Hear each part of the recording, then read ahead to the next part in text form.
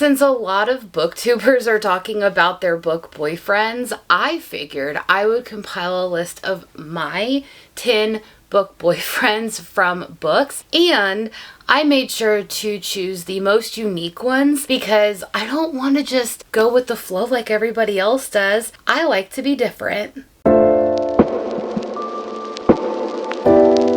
Welcome everyone back to my channel. Today we're going to be going over these 10 books. May not be 10 boyfriends, maybe more. We'll get to that. But always make sure that you check my description box below for all my socials, Patreon, Pango Books account, which still has, I think, 42 books still on there from my big unhaul earlier this week. I even upped the discount. There is free shipping. Please help me get these books out of my apartment before I move. And also you can join the Fable app if you want to join our book club. We are reading A Touch of Poison, which is book 2 in the Tenebrous Court series by Claire Sager. And you can get 10% off the entire Bookish Box website if you want to go buy some merch on there. So let's get into these books. Like I mentioned in the intro to this video, I actually have quite a few books, probably 6 or 7 of them, that you probably won't find on really any other booktubers videos. Maybe 1 or 2, but they're very unique. But I absolutely love these men. And then there's a couple that, you know, everyone seems to love. So I hope you enjoy this. There is some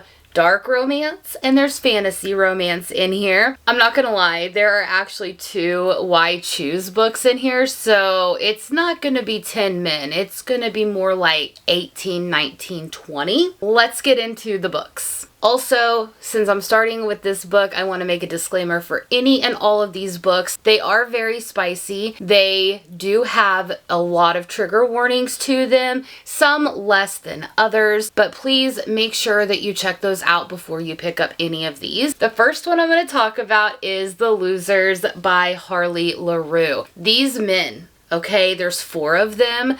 They're friends. I would give anything to live in the house with these men. They are amazing. They all have their own unique personalities. As you go through this series, it's just a duet. You learn so much about them because you get their POVs. One of them is very protective. One of them, you know, has a different style to them. Like, every one of them is unique, but they all work together, and it's just, I can't even describe it. So if you do like dark romance, you do like Why Choose, I highly suggest picking up The Losers duet by Harley LaRue, but make sure you start off with The Dare, which is like about 120 page novella that goes before this series. It sets up who these people are, what they are doing together, how do they all come together, and listen, Manson Reed, that man, I think, has my heart out of all 4 of them the most. Let's just get the other Why Choose out of the way, right? So we have Bonded by Thorns by Elizabeth Helen. I have been in love with this series since this book came out indie published like 2 years ago, and nobody was talking about it, but I was obsessed with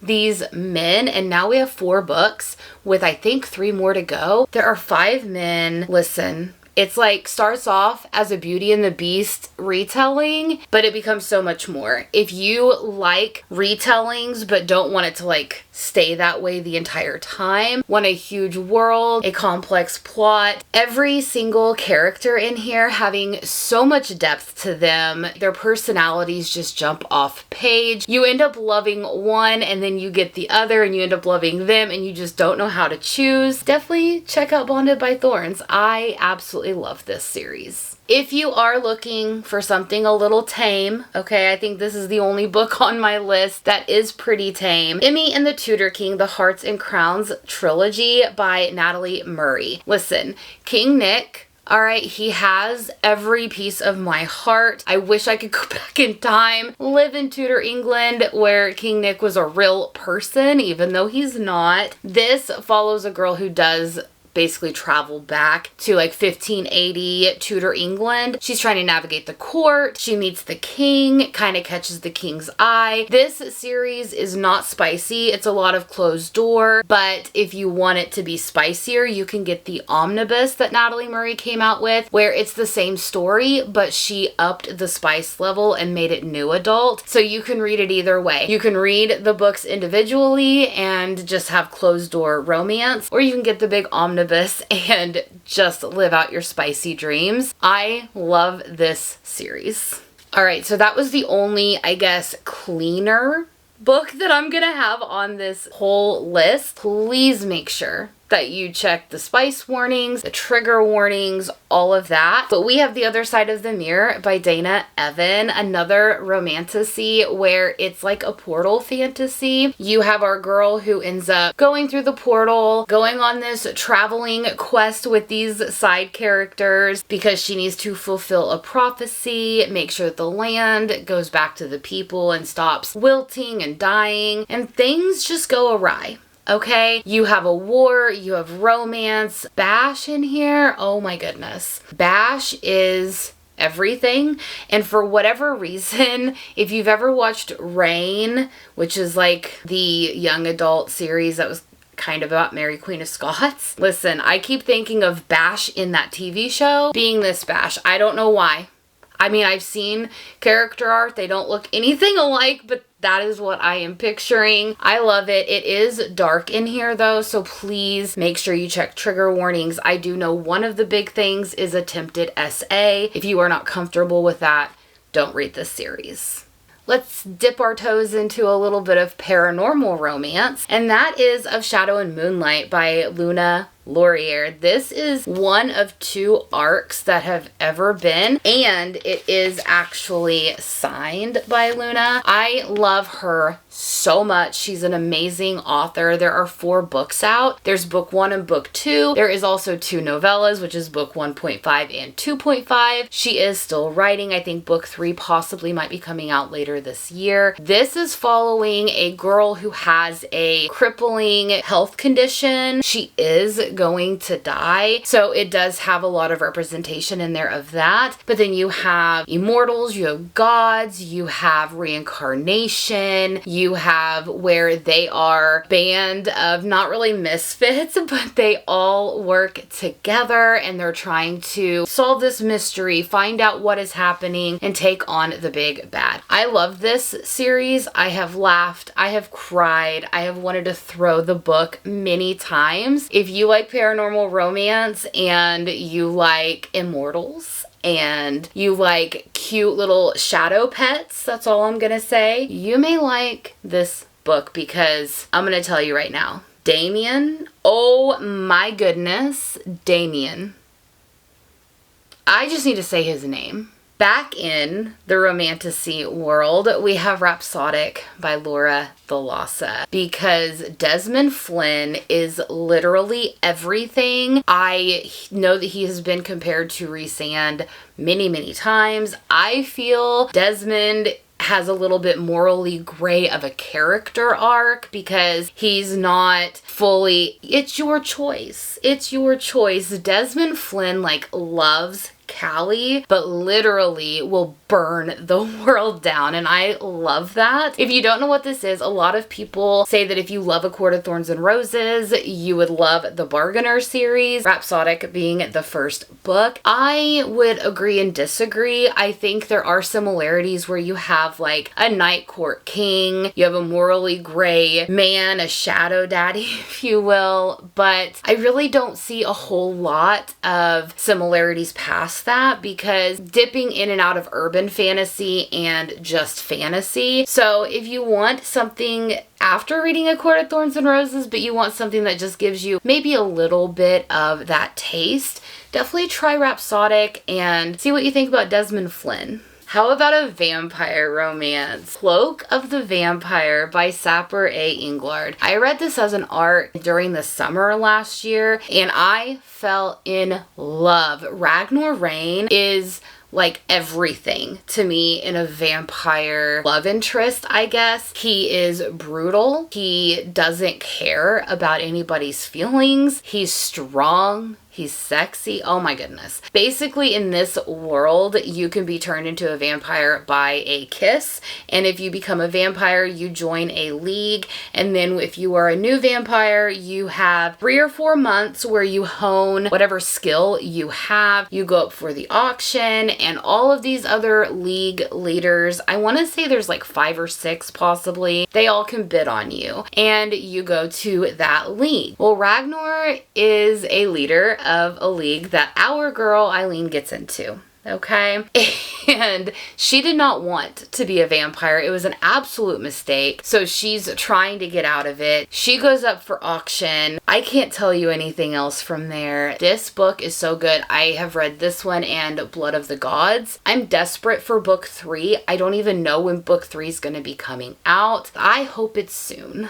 I have 2 books by the same author. Okay, we have Queen of Roses by Briar Bolin and On Wings of Blood by Briar Bolin. I couldn't talk about one without the other because this series, Queen of Roses, is a quartet and you have to read it first before you go into the On Wings of Blood series. You technically don't necessarily have to, but I feel like you're not going to understand some of the dynamics in this book and what happens. So I do suggest reading this quartet first. So let's talk about Queen of Roses. It is a loosely based retelling on King Arthur. You do have a King Arthur. You do have a Lancelot. You do have the Sword of Excalibur. However, that may be book 1. But then as you progress through the story, it no longer is a Arthurian retelling. It becomes so much more. You have fae, you have kingdoms, you have a god you're trying to destroy, you have morally gray characters, you have so many things going on. And I will tell you